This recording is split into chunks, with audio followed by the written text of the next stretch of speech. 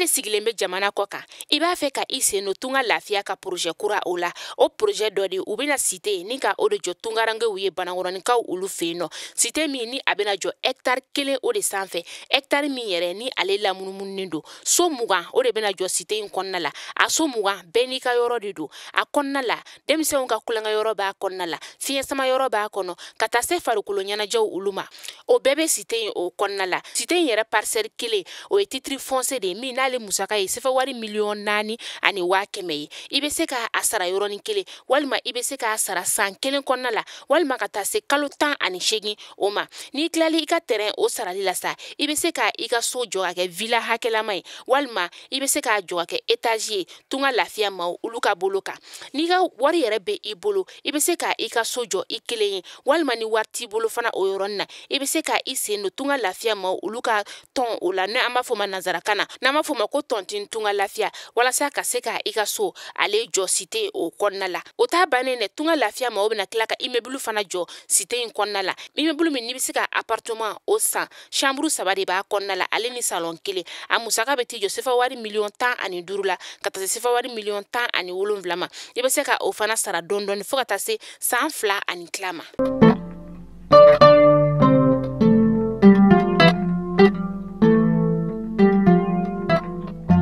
Bi arabai November kalo tile 16 san 2022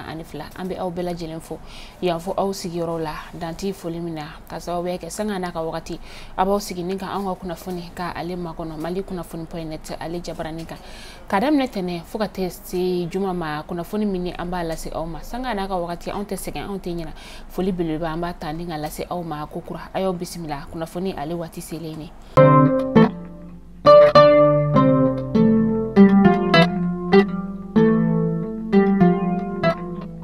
Kunnafoni daminɛ la bi an ka ministre bɛ yen nɔ ni ale ɲɛsinin bɛ an ka bolimafɛn boli koɲɛw olu ɲɛnabɔli ma a kɔni ye casque 700 ni ka o ta ka o di ministriso 3 ma a ka dagayɔrɔ yɛrɛ la n'o ye a ka cakɛyɔrɔ yɛrɛ ministriso ninnu bɛ tali kɛ ministriso bɛ yen nɔ ni ale bɛ tali kɛ kumaɲɔgɔnya koɲɛw olu ma ka tila tuguni ministriso min fana bɛ yen nɔ ni ale ɲɛsinin bɛ sifinnakaw ka kow ka taa se farikolo ɲɛnajɛ koɲɛw olu ma ani ministriso bɛ yen nɔ ni ale ɲɛsinin bɛ an ka diinɛ n'an ka laadala ko olu koɲɛw ɲɛnabɔli ma ministre ale y'a yira k'a fɔ ko san 2021 tɛmɛnen maa 300 ani maa 50 de bɛ yen nɔ minnu ni olu kɔni bɔnna o ni na sirabakan kasara ale sababu la n'o ye bolimafɛn bolila sen filatigiw olu ye ka sababuya kɛ minnu ni olu kunkolo kɔni tun lakananen tɛ. San 2022 kana se san 2023 kɔɔri sɛnɛw olu ma a yirala k'a fɔ ko ɲinan kɔɔri sugandili fɔlɔ ni o ye a kɔɔri kolo ye sa o bɛna feere sefa wari dɔrɔmɛ 57 la a kilo nin ye o siɲɛ fɔlɔ ye o ka kɛ anw ka jamana o kɔnɔna la kɔɔri sɛnɛ min yɛrɛ ni ale daminɛ kɔni tun kɛra ni gɛlɛyaba ye kɔɔri sɛnɛlaw olu bolo ka sababuya kɛ fɛn min ye nɔgɔ ye o sɔngɔ kun yɛlɛlen don kosɛbɛ ani tuguni ka fara coronavirus bana o kun bɛ anw ka jamana o kɔnɔna la ka tila ka Russie ni Ukraine ka kɛlɛ o fara o kan fɛn min ye CEDEAO fana kun kelen don ka ɲangili ni ka o ta ka anw ka jamana o sɛgɛrɛ janvier kalo fo ka taa kuncɛ juillet kalo san 2022 la. Lakɔlidenw ka fara ɲɔgɔn kan jɛkulu bɛ yen nɔ ni o ye AM ye ale kɔni tun ye walan ni ka o sɛmɛ lɛrɛ 72 o kɔnɔna la min n'u y'a daminɛ novembre kalo tile 10 tɛmɛnen san 2022 kɛnyɛrɛye sanfɛ kalanso ka taa se furufa sanfɛ kalanso olu bɛɛ lajɛlen kɔni tun bɛ a la u tilala ka nin walan sɛmɛ in ni ka a lakuraya ko kura tɛnɛn tɛmɛnen na min ni ale kun bɛna cɛ bi tɛnɛndonya in na u ka nin walan sɛmɛ in yɛrɛ kɔni kun ye fɛn min ye o de u y'a yira k'a fɔ ko nin ye a kalo 9 ye jamana kan ka musaka min di olu ma walasa u ka se ka u ka kalankɛminɛw olu san jamana kɔni ma o d'u ma u bɛ ka o de laɲini.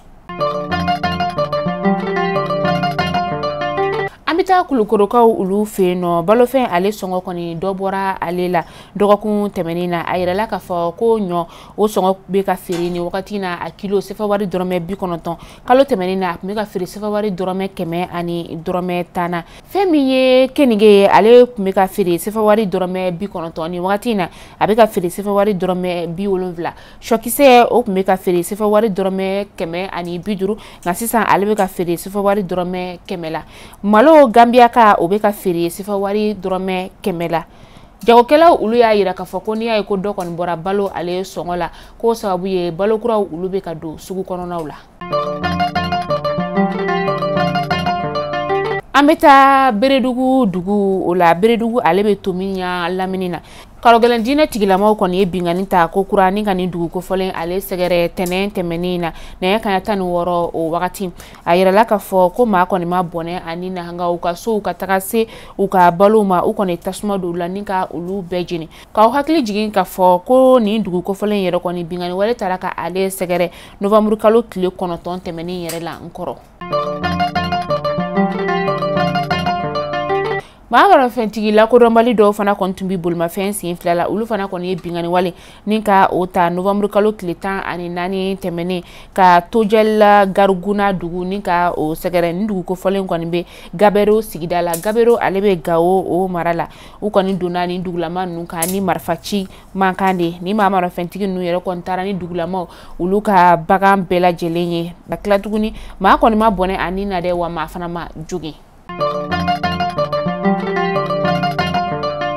Mali kunnafoni jabarani lajɛbaw aw kulo gazɛgɛ kɛra ni kunnafoni damadama de bi ka da aw kulo kan ni ala man ka jɔnya jɔna mi ɲɔgɔn sɔrɔ don n'a nataw la kunnafoni kuraw olu kɛnɛ kan jana an ka kunnafoni datugu sa tunga lafiya ale de anw ka kunnafoni ale jukɔrɔma don ba ye tunga lafiya min ni a bɛ k'a laɲini ka tungarangew olu lafiya sojɔko la i bɛ tunga fɛ i ye nafolo bila ka na ko ka sojɔ k'a d'i ma i somɔgɔw y'a dun walima mansɔnw y'i ka wari dun tunga lafiya mɔgɔw nana ni ka o gɛlɛya de ta ka bɔ aw kan tunga lafiya ko k'a da aw kulo kan aw maa minnu bɛ yen nɔ ni aw mago bɛ terrain na ni wagati in na u ka site ta ko filanan daminɛna Banangɔrɔnikaw ulu fɛ yen nɔ site min ni a bɛna jɔ hectare 3 o de sanfɛ a terrain kelen-kelenna bɛɛ lajɛlen titre foncier de ye sɛfɛ wari miliyɔn 4 ani 500 de don n'i y'a dɔn k'a fɔ k'i bɛ se ka a sara yɔrɔnin kelen o tɛ baasi ye n'a sarali fana t'i ye yɔrɔnin kelen i bɛ se k'a sara dɔɔni dɔɔni kalo o kalo i bɛ euro wari 572 ni ka o de bɔ o bɛ bɛn sɛfɛ wari 75 ma ani 40 o bɛ bɛn o de ma i bɛ se ka i tɔgɔ sɛbɛn tunga lafiya maaw ka ni terrain ko in na walasa i bɛ se ka nimisi wasa ni ka o sɔrɔ cogoya min na tunga lafiya ale nana tungarangew olu lafiyali kama aw k'an bɛn don n'a nataw la.